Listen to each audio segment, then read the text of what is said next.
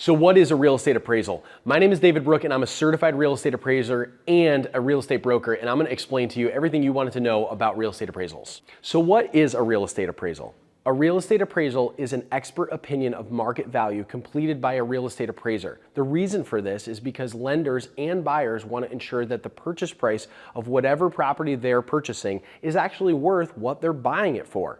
Let me give you an example. If a buyer saw a property for $500,000 and they decided to bid on that property and paid the list price, they would then have their bank hire an appraiser in order to come out to determine that it was actually worth $500,000.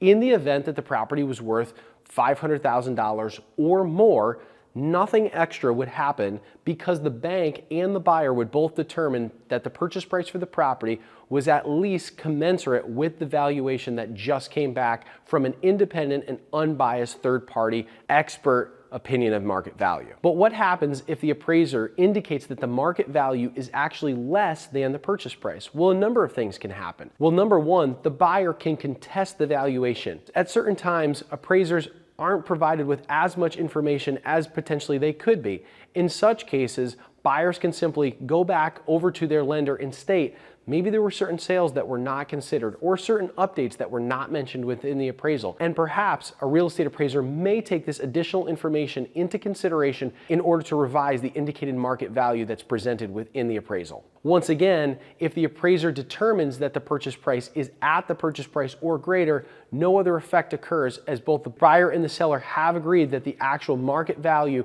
is commensurate with the purchase price or greater, and all parties are therefore satisfied. How is an appraisal completed?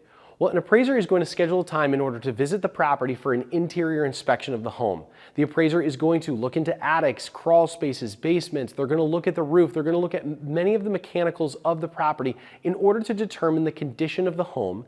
And then what they're going to do is they're going to look at other comparable sales that have sold within the area and going to determine between the differences of those comparables and the subject property, meaning the property of focus here that we want to determine the market value for, and they're going to make adjustments for the differences.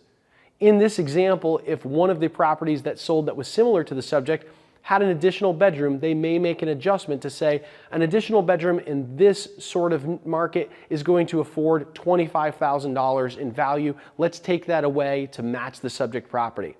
After completing a number of adjustments, the appraiser is going to come to what's called an indicated market value for the property. Once that indicated market value is substantiated by a narrative that the appraiser is going to write about the actual valuation. For example, we looked at 123 Main Street, 125 Main Street, and 127 Main Street. All have sold within the last 90 days.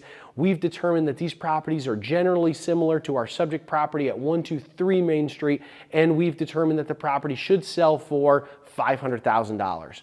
In this example, this is what an appraisal would consist of. So what do appraisers actually look for when looking for comparable sales? Well, they're hopefully going to find as many sales as possible within a very close distance to the property, having sold very recently. The best example would be a property that sold yesterday and was right next door. But we know that that's not always the case. Appraisers are going to look for homes that are similar size, similar condition, within a similar location appeal, along with other similarities such as size, style, and other features within the home like fireplaces, bedroom count, pools, etc. Any differences, like I said before, in between the comparables and the subject property will be taken into consideration, and adjustments will be made. If one property has a pool and the subject property does not, we'll take value away from that comparable to make it similar to the subject. If the subject property has a porch and the other property does not, we'll add value to the comparable to make it look like the subject property. This is done in order to determine what's called an indicated market value, which comprised of at least 3 sales and 1 active or under contract listing. What is the difference in between an appraisal and a home inspection? Well, the buyers are going to go through a home inspection, likely in many cases, in order to look for deficiencies within the home. A home inspector is going to open up your electrical panel, probably take off the actual panel and look for double taps. They're going to go and check out your plumbing and make sure there's no leaks in the plumbing. They're going to get up inside of the roof and note if there's any tar that's actually been disturbed. All of these are various items where the actual home inspector is looking for deficiencies in installation, looking for some of the failures that could occur for some of these items. And while an appraiser has the ability to look for many of those items, their primary purpose at the property is, yes, to look at the condition, but also ensure that the loan guidelines are met, given that many loans are subject to a government-backed financing, which means that the government may be looking for specific things like chipping paint and railings on 3 steps or more. They may be looking for to see if there's any cracked window panes, if there's any mold or other hazardous items in the property, but not to the same degree as a true home inspection would. Remember that the home inspector is licensed in one capacity and the appraiser is licensed in another capacity. The focus of the home inspection is to determine the life expectancy and the ratings for all of these different components of the property, while the appraiser is actually looking for value or issues where one of the components could take away from the value of a property. Who pays for an appraisal? Well, the buyer pays for the appraisal. In many cases, the buyer can expect to pay somewhere between $400 and maybe even $1,000 for an appraisal for a single family or multifamily property. Sometimes even more if there are not as many appraisers available and the price, because of the demand, tends to go up in order for a rush fee to occur. How much could it be if I wanted to get a commercial appraisal? That's where things can get really more expensive, because you're not only looking at comparable sales that have sold, but you're also looking at the income approach for a property, along with digging through many town sales, because so many commercial properties actually sell off the market. You're actually looking at market forecasting, etc. for the banks, as those lenders in the commercial world may be looking for other factors aside from just a few other properties that have sold in the area, as a residential appraiser would look for. So what happens if the appraiser comes back and tells me that my purchase price is not supported by the market value? Well, let me give you an example. Let's say you're buying a property for $500,000 and the appraiser comes in, does an inspection of the property, and determines that the market value is actually $490,000. There's a disparity then of $10,000. In this case, the bank may suggest, if the borrower does not have sufficient funds that they're putting down as their down payment, they may say that we need the seller to come down $10,000, the buyer to come up and bring another $10,000 to the closing, or a combination of both. In this case, the market value of the property has been indicated as less than the purchase price, and therefore the lender does not want to lend on something that's not actually worth what the buyer is buying it for. And many times, buyers don't actually want to buy a property that they feel an unbiased person has determined is not worth what they're looking to pay for the property. Well, hold on, because in many scenarios, if some buyer wants to live in a particular area and understands, I know that I'm going to pay for a property at $500,000 because there's many buyers who are in this market and we need to live in this neighborhood for the school system or for whatever it is, for commuting to work, etc., they may be willing to pay over what the appraiser indicates is the fair market value. Now, the reason is for that is that appraisers are always looking in the rearview mirror at the comps that have already sold, whereas buyers many times are looking out the windshield, looking at where the market is moving, along with real estate brokers, to determine where the market value not only is currently today, but where it will be. Please keep in mind this, that an appraiser can only look in the past for sales. They may consider under contract properties and active listings that are on the market yet to sell, but the proof in the pudding, the actual evidence, is in the past as to close sales. That's why appraisers are hoping to find properties that have sold most recently, which would indicate a very recent indication of market value. However, this still also has a caveat to it.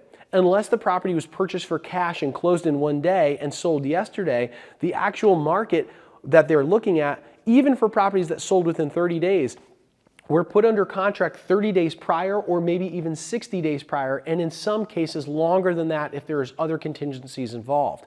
This means that buyers who have closed on properties were actually operating in a market that may be different, that happened 30, 60, even 90 days or longer in the past, and therefore it's very important to still keep an open mind to what is on the market right now and what is under contract.